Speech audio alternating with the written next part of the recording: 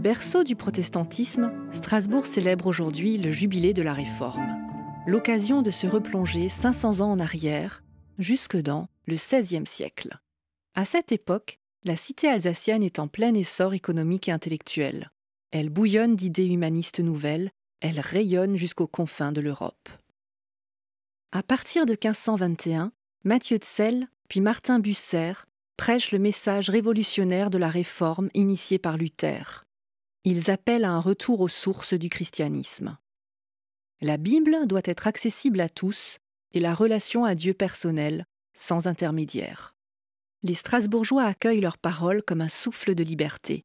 Petit à petit, le culte protestant s'introduit dans des églises de la ville.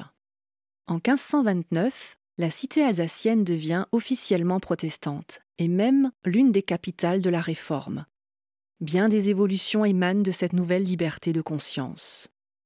De nombreux exilés persécutés pour leur foi, dont le plus célèbre est Calvin, trouvent refuge à Strasbourg. Les œuvres de charité se développent. La place des femmes change radicalement. Outre un engagement social fort, elles commencent à prendre la parole en public. Des religieuses épousent des prêtres convertis au protestantisme. Le mariage le plus emblématique est celui de Catherine Schütz avec Matthieu Zell, prédicateur de la cathédrale. L'éducation s'ouvre aux filles et à toutes les classes sociales.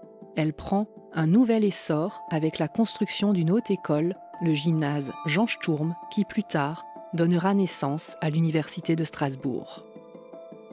De nombreux Alsaciens notoires se sont nourris de l'esprit particulier des premiers réformateurs strasbourgeois.